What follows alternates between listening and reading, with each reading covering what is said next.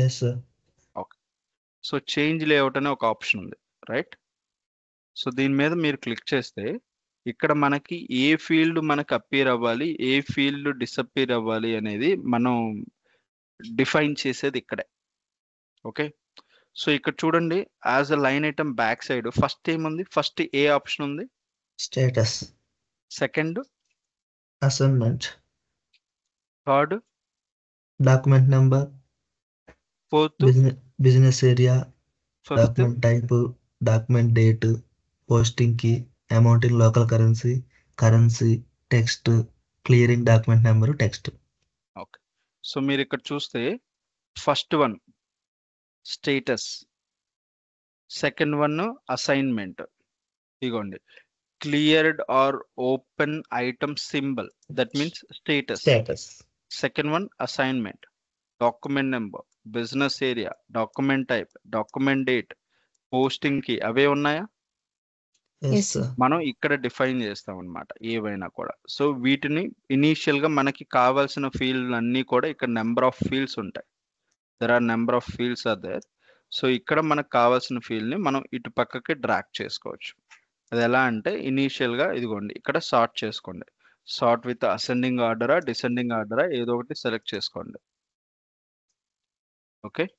So ascending order లో నేను తీసుకున్నాక ఇప్పుడు డాక్యుమెంట్ కరెన్సీ ఇప్పుడు మనకు I mean amount in local కరెన్సీలో మనకు కనిపించింది, అంతేనా? Yes, sir. Yes, Yes, sir. sir. But we want document currency. మనం ఆ డాక్యుమెంట్ ఏ కరెన్సీలో పేమెంట్ చేసామో అనేది ఆ కరెన్సీ మనకు కనిపించాలి.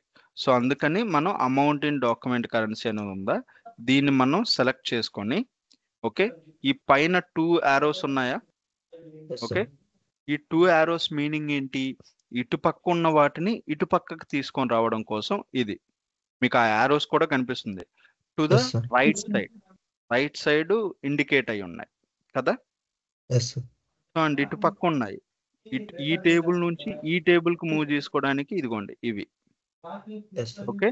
సో ఇప్పుడు అమౌంట్ ఇన్ డాక్యుమెంట్ కరెన్సీ అనే దాన్ని సెలెక్ట్ చేసుకొని ఇటు పక్కకి డ్రాగ్ చేసుకోండి. సో సెలెక్టెడ్ ఫీల్డ్స్ అయితే ఇలా, లేదు అంటే అన్ని ఫీల్డ్స్ ఇటు పక్కకు తీసుకొని రావాలంటే షో ఆల్ ఫీల్డ్స్.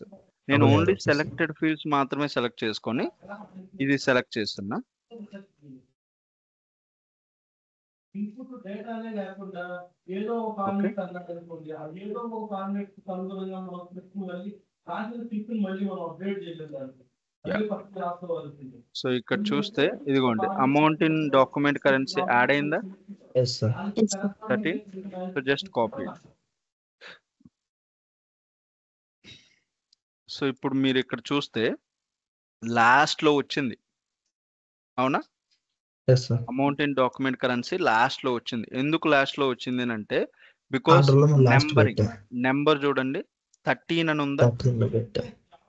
సో అందుకని మీకు ఇది లాస్ట్ లో వచ్చింది. ఒకవేళ మీకు సిరి అంటే లైక్ నెంబరింగ్ మారిస్తే ఆటోమేటిక్ గా ఇది కూడా మారిపోతుంది. ఎలా అంటే so amount in local currency, amount in local currency ఇవి ఉన్నాయి. నేను ఇక్కడ నుంచి చేంజ్ చేస్తా.